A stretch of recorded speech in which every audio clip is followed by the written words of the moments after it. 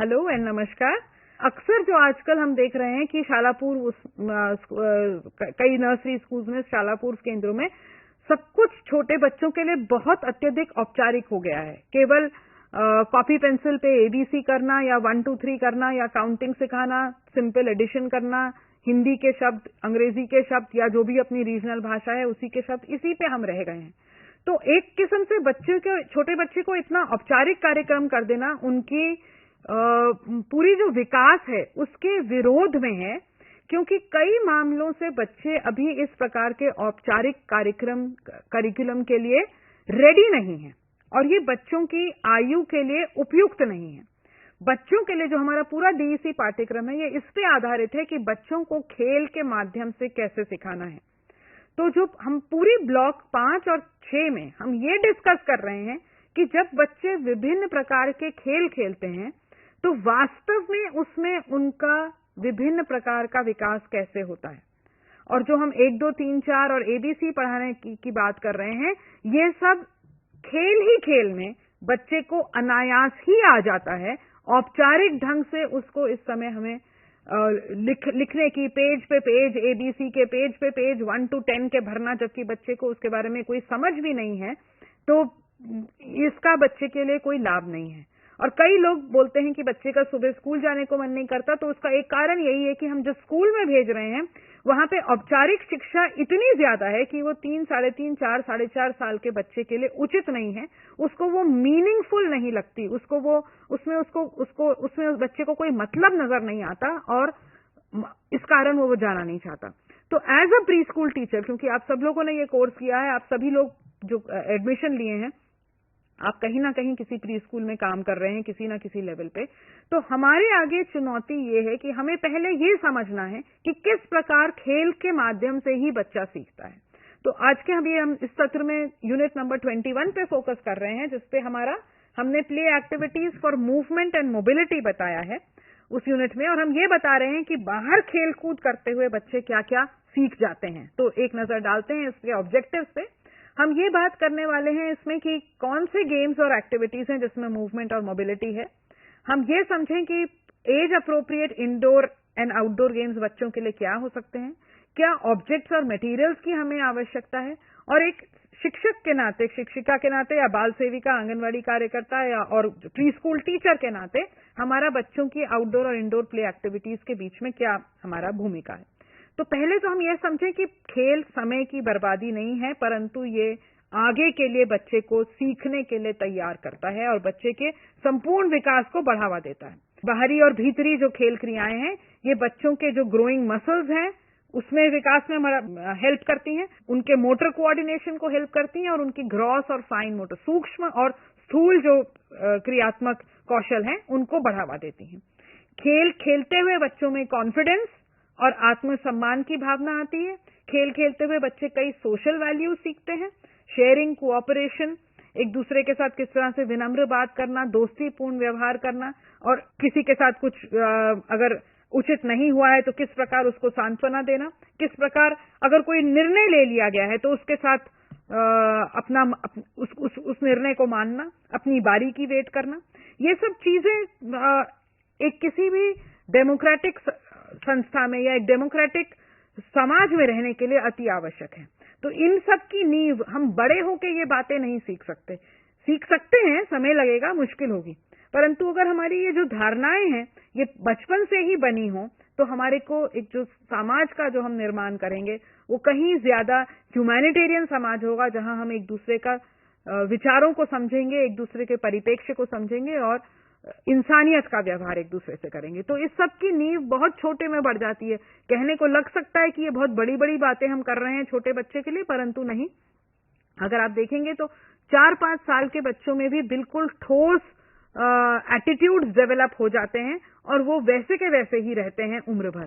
तो हमारा ये दायित्व है कि हम छोटेपन में बच्चों में किस प्रकार से अप्रोप्रिएट एटीट्यूड्स डेवलप करें, जो कि एक इक्विटेबल सोसाइटी, एक ह्यूमैनिटेरियन सोसाइटी के निर्माण के लिए सहायक हो, और उसमें शालापूर्व शिक्षा की बहुत बहुत बड़ी भूमिका है। खेल के दौरान बच्चों का संज्ञानात्मक विकास भी होता है, बच्चे खेल के दौरान उनके ऑब्जर्व करने की स्किल्स का जो है वो विकास होता है। बच्चे देखते हैं, बहुत सूक्ष्म रूप से देखते हैं।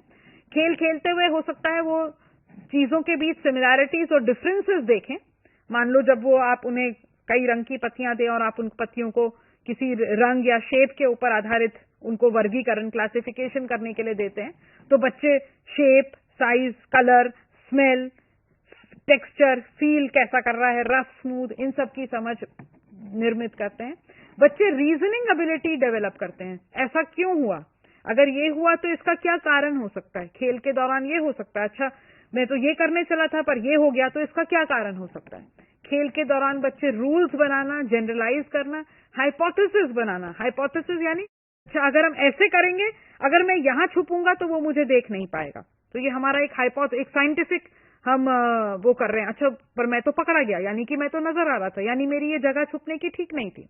हमारे लिए वो देखने में केवल एक छुपन छुपाई का खेल है, परंतु उस छुपन छुपाई के खेल के पीछे बच्चों की जो कितनी सारी समझ है वो हमें देखने, अगर हम बैठ के सोचे तो हम समझ सकते हैं, परंतु हम में से कई कहेंगे कि इसमें तो बच्चे सिर्फ अपना समय बर्बाद कर रहे हैं। तो इस पाठ्यक्रम को पढ़ने के बाद मैं आपको ये भी कहूंगी कि जब हम बच्चों को खेलते देखते हैं तो हम जरा 2 मिनट अपनी कागज पेंसिल पकड़ के ये लिस्ट बनाने की सोचें कि ये जो अभी बच्चे खेल रहे हैं इसमें जो हमारे 4-5 विकास के क्षेत्र हैं, स्थूल क्रियात्मक विकास, सूक्ष्म क्रियात्मक विकास, संज्ञानात्मक विकास, भावात्मक, सामाजिक और भाषाई विकास, इन सब 6 विकास में से बच्चे का इस समय खेलते हुए किस क्षेत्र में विकास हो रहा है, इसकी हम सूची बनाए तो हम सच में जान पाएंगे कि बच्चों का जो खेल है वो कितना आवश्यक है या उनके लिए वो कितना महत्व रखता है।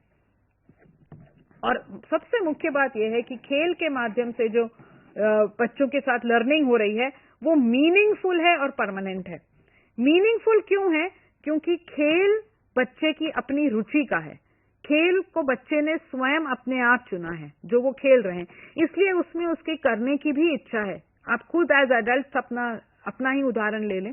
अगर हमें कुछ ऐसे काम को करने को दिया जाता है जिसको हम करना नहीं चाहते, जिसमें हमारी रुचि नहीं है, तो हम किस प्रकार उस काम को करते हैं? चलो काम करना है, खत्म करना है, करते हैं। और वही काम कोई हो जो हमारी उसमें असल में एक्चुअली रुचि हो, तो हम उसको अपने काबिलियत से भी ज्यादा बेटर करने की कोशिश करते हैं। तो वही ठीक बात बच्चों पे आधारित है। बच्चों का जो खेल है वो उनके लिए मीनिंगफुल है। क्यों? क्योंकि बच्चे वही खेल खेलते हैं, खेलते समय वो केवल उन्हीं चीजों का चुनाव करते हैं जिसके लिए वो अभी तैयार हैं। खेल में बच्चे अपने से थोड़ा सा ही और आगे बढ़ते हैं। बहुत ज्यादा ऐसी कोई चीज वो ट्राई आउट नहीं करेंगे जो वो कर ही नहीं सकते। तो थोड़ा सा और आगे करना हमेशा चैलेंजिंग है। अपने हद से बहुत ज्यादा आगे चैलेंजिंग करना फ्रस्ट्रेटिंग हो जाता है।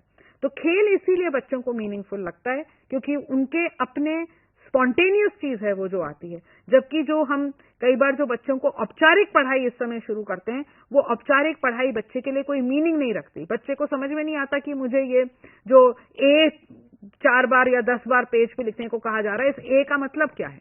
तो इस पूरे चर्चा के दौरान आज कल परसों जो हम करेंगे, हम ये भी समझेंगे कि बच्चे को ये जो हमें औपचारिक पढ़ाई की तरफ ले जाना है, ये किस प्रकार खेल के माध्यम से की जा सकती है। खेल में बच्चे अपनी कई भावनाएं व्यक्त करते हैं जो हो सकता है वो और अन्य तरीकों से ना कर सके। खेल के खासकर जो भूमिका अभिनय है जिसमें बच्चे विभिन्न भूमिकाएं लेते हैं, कभी माँ बनते हैं, कभी टीचर बनते हैं, तो कई ऐसी बातें जो उन्होंने एक्सपीरियंस की होती हैं, जो टीचर ने बच्चे को शायद कहा हो और बच्चे को बुरा लगा हो, परंतु बच्चा उस समय ना कह पाया हो, परंतु भूमिका अभिनय के अंतर्गत उसकी वो बात बाहर व्यक्त आ सकती है और बच्चे के अंदर जो मानसिक तनाव चल रहा था, मानसिक भावात्मक तनाव जो चल रहा था, वो बाहर निकल सकता है। फ्री प्ले एक शब्द यहाँ पे हमारा आया है, तो फ्री प्ले का अर्थ समझ लें। फ्री प्ले यानी वो प्ले जिसमें बच्चे अपने आप स्वयं अपना निर्णय लेते हुए खेल रहे हैं। यानी एडल्ट ने कोई बंदिश नहीं बनाई है, हमने कोई खेल निर्मित नहीं किया। बच्चे अपनी स्वतंत्रता पूर्वक अपने आप अपने मन से जैसा चाहे खेल रहे हैं, जो कि अक्सर होता है। अगर आप 2-4 बच्चों के ग्रुप को बाहर छोड़ दोगे तो वो अपनी इच्छा अनुसार खेलेंगे।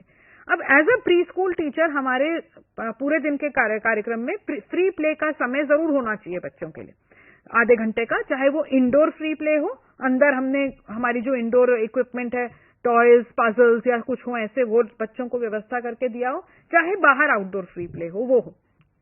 परंतु इस समय बात जो मेन समझने की यहाँ ये है कि जब बच्चे इस प्रकार से स्वतंत्र खेल खेल रहे हैं, जहां पे आपने कोई उनको खिलाना नहीं है, वो अपने आप खेल रहे हैं, तो इस समय हमारी क्या भूमिका है? हम क्या करें?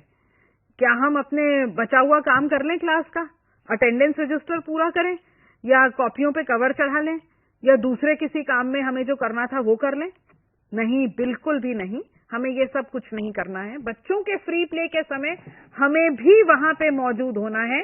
तो ये नहीं है कि उस समय हम कुछ अपने बचे हुए काम पूरे कर लें या कुछ और किसी और से बात करने में लगे। एक तो हमें वहां रहना है, क्योंकि हो सकता है कुछ भी अनुचित हो सकता है, किसी प्रकार बच्चे खेल रहे हैं, किसी प्रकार का कोई एक्सीडेंट हो सकता है, हमें कॉन्स्टेंटली अलर्ट रहना है। दूसरी बात, ठीक है, बच्चे अपने आप तो खेल रहे हैं, परंतु हो सकता है उनके अपने खेल में उनकी आपस में अनबन हो, कोई कॉन्फ्लिक्ट हो, सामान को लेके कोई कॉन्फ्लिक्ट हो, तो हमें वो सुपरवाइज करनी पड़ेगी, और वो जो उनकी कॉन्फ्लिक्ट हो रही है वो उनको उसको हेल्प करना पड़ेगा, उसको सुलझाने में। नहीं तो हो सकता है अपने आप अकेले में कुछ भी हो सकता है। हम बच्चे अगर किसी प्रकार से खेल रहे हैं, हो सकता है उन्हें कुछ मिला हो, कुछ दिखा हो, कुछ नया उनका अनुभव हुआ हो, तो जब अगर केयर गिवर या टीचर वहां पे रहेंगे, तो बच्चे जो भी नया अनुभव करते हैं वो आपके साथ आके चर्चा करेंगे, और इस प्रकार जो उन्होंने डिस्कवर किया है, जो उन्होंने नया ढूंढा है, इसकी आप उनको समझने में मदद करेंगे। हो सकता है खेलते खेलते उनको कोई पड़ा बीच में कोई एक किसी प्रकार का कोई शेल दिखा हो, या कोई किसी प्रकार का कोई कीड़ा मकोड़ा ही दिखा हो जिसकी तरफ वो ध्यान आपका आकर्षित करना चाहते हैं। तो ये क्योंकि हम खेल को हमेशा एक लर्निंग अपॉर्चुनिटी मांग रहे हैं, तो हम ये ना सोचे कि केवल बच्चे भागा दौड़ी कर रहे हैं। नहीं, उसके समय में हमारे पास कोई भी लर्निंग अपॉर्चुनिटी आ सकती है, और हमें उस लर्निंग अपॉर्चुनिटी का पूरा फायदा उठाने के लिए वहां बच्चों के आसपास ही मौजूद होना जरूरी है। इस फ्री प्ले के अलावा एजुकेटर को जरूर कभी ना कभी बच्चों के साथ टीम गेम्स या ऐसी कोई क्रियाएं आयोजित करनी पड़ेंगी जहां पे उस बच्चों में कोऑपरेशन और शेयरिंग हो। साथ ही साथ जब हम बच्चों को प्ले टाइम में देख रहे हैं, तो आपको बच्चों की पर्सनालिटी के कई एस्पेक्ट्स नजर आते हैं, कई चीजें बच्चों के बारे में उभर के आती हैं जो दूसरी प्री स्कूल एक्टिविटीज में, क्लासरूम के टाइम में, कहानी सुनाते समय या गाना गाते समय वो उभर के नहीं आती। बच्चों के स्थूल क्रियात्मक विकास के लिए क्या क्या खेल क्रियाएं आयोजित की जा सकती हैं? भागने, दौड़ने, एक दूसरे का पीछा करने, क्रॉलिंग, जंपिंग, इस प्रकार की कई गतिविधियां जो हैं जो बच्चों के साथ आयोजित की जा सकती हैं।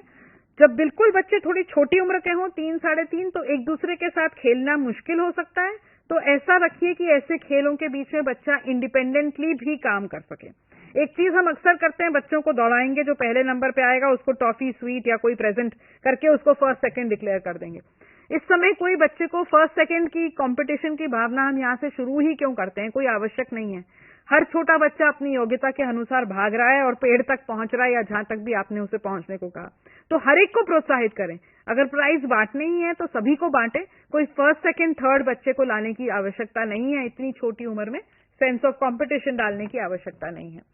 कई गेम्स हो सकते हैं जो बच्चों को पसंद आ सकते हैं। फॉलो द लीडर, ऑब्स्टिकल्स पे चढ़ना, अलग अलग एनिमल्स के हिसाब से अपनी चाल बदलना। अब देखिए, अगर आप उसे कहें घोड़े जैसा तेज दौड़ो और कछुए जैसा धीरे, तो इसमें बच्चा केवल भाग नहीं रहा है, साथ में जो उसकी तेज और धीरे की संकल्पना है वो जुड़ रही है।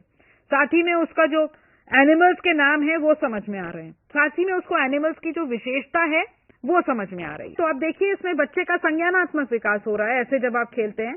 या मान लीजिए आप रन फास्ट, रन स्लो, या आप कई बार टायर्स के बीच में से ऊपर घुसना, अंदर घुसना, ऊपर से जंप करना, उनके नीचे से निकलना, इन सब गेम्स के थ्रू बच्चे का जो एक स्पेशियल अंडरस्टैंडिंग है, कोई भी वस्तु कितनी स्पेस लेती है, ये हमारे सब जो है ये मैथ्स के पूर्व के कॉन्सेप्ट हैं। जब आपको ये सारी स्पेस की संकल्पना, लोकेशन की संकल्पना, ये सब चीजें हमारे ज्योमेट्री से रिलेटेड हैं बाद में। The main point which I want you to understand out of this is that when children are playing like this, it is not only कि वो केवल भागा दौड़ कर रहे हैं, फास्ट, स्लो, इन सब जैसी संकल्पनाएं जो हैं, how different animals move, names of different elements, ये सब बच्चे समझ रहे हैं। Hide and seek understanding of space बच्चे को बताती है, कहां छुपे कि कहां दिख नहीं पाएंगे, कितनी दूर पे क्या दिखता है, दूसरे के परिप्रेक्ष्य बच्चा वहां छुपता है जहां पकड़ने वाला उसे देख ना सके। यानी बच्चा अब उसके पर्सपेक्टिव से जगह को देख रहा है, जो हमने संज्ञानात्मक विकास में बात करी थी कि दूसरे का नजरिया लेना। बच्चा वहां छुपता है जहां दूसरा ना देख सके, यानी अब वो दूसरे का नजरिया लेना सीख रहा है। इसी प्रकार इससे कोऑपरेशन की भावना का भी विकास है। कई प्ले एक्टिविटीज जिसमें स्लो मूवमेंट और बैलेंसिंग रिक्वायर्ड है, जैसे अपने टोज के बल चलना, धीरे धीरे चलो, बिना शोर मचा के चलो, ये सब चीजें जो हैं walking on a straight line floor पे ड्रॉ की हुई, ये बच्चे को बैलेंसिंग, जो कि ग्रॉस मोटर एक स्किल है, उसमें हेल्प करती हैं। क्लाइंबिंग, स्लाइडिंग, स्विंगिंग के कई खेल आयोजित किए जा सकते हैं। नेचुरल मटेरियल अगर पेड़ इत्यादि हैं उसको लेके, वरना जैसे बच्चों के स्लाइड, स्विंग्स इत्यादि स्कूलों में होते हैं, उससे वंस अगेन बच्चे साइज, शेप और डिस्टेंस की समझ जो है विकसित करते हैं। कैचिंग एंड थ्रोइंग के लिए एक लाइट बॉल लीजिए ताकि चोट ना लगे। बैलून भी लिया जा सकता है, सॉफ्ट बैग से भी बॉल बनाई जा सकती है, और जैसे जैसे बच्चों को इसमें आदत हो जाए कि वो पकड़ सकते हैं, आप वेरिएशंस कर सकते हैं। फॉर एग्जाम्पल, पकड़ने से पहले एक बार क्लैप करिए, या पकड़ने से पहले अपने पैर को एक बार दबाइए। ये तो आम गेम है कि टनल एक बना के कुर्सियों का, उसके दोनों छोर पे बच्चों की टीम्स को बिठा देना, और उसमें से जैसे बॉल पास होती है तो बच्चे एक दूसरे को पास करते हुए फिर दूसरी तरफ आके बैठते हैं और भागते हैं। वंस अगेन इसमें सेंस ऑफ स्पेस, उनको साइज, कितने स्पेस में से कितने साइज की बॉल निकल के जाएगी, कितने टनल में से कितनी साइज की बॉल निकल के जाएगी। फाइन मोटर एबिलिटीज जो हैं, जिसमें आपका स्मॉल मसल्स, फिंगर्स, रिस्ट और हैंड का जिसमें इन्वॉल्व होते हैं, इसके लिए कई एक्टिविटीज, जिसमें बच्चों को बॉटल कैप्स खोलनी या बंद करनी, या मार्बल्स को किसी लाइन पे लगाना, या किसी नेकलेस, एक रस्सी में बीड्स को पिरोना, या ब्लॉक्स को एक दूसरे के ऊपर लगाना, या किसी दी गई आकृति पे पेबल्स को लगाना, या बिना धार वाली कैंची से कुछ कागज काटना। ये सही कई एक्टिविटीज जो हैं, इससे बच्चों का फाइन मोटर विकास तो होता ही है, साथ में जब वो मान लो कोई चीजें ऐसे बनाते हैं तो उनका इमेजिनेशन का विकास भी होता है। और once again cooperation and seeing another person's point of view. Construction activity usually blocks के साथ होती हैं। वाटर प्ले और सैंड, कई बार हम लोगों को लगता है कि इसमें तो बच्चे कपड़े ही गंदे करेंगे और हम मना करते हैं, और इसमें इतने बढ़िया एक्सपीरियंसेस हैं बच्चों को कॉग्निटिव डेवलपमेंट के। जब बच्चे एक कटोरी से दूसरी कटोरी में पानी पलटते हैं तो माप की धारणा समझते हैं, अलग अलग बर्तनों में सैंड को डालते और निकालते हैं और अलग अलग आकृति बनती है तो आकृति की भावना समझते हैं। तो ये सब जो गेम्स हैं, ये बच्चे के इसमें इमेजिनेशन भी नर्चर हुआ, रोल प्ले भी हुआ, और ऐसा करते हुए वो कई कहानियां भी गढ़ते हैं जो उनकी इमेजिनेशन को हेल्प करती हैं।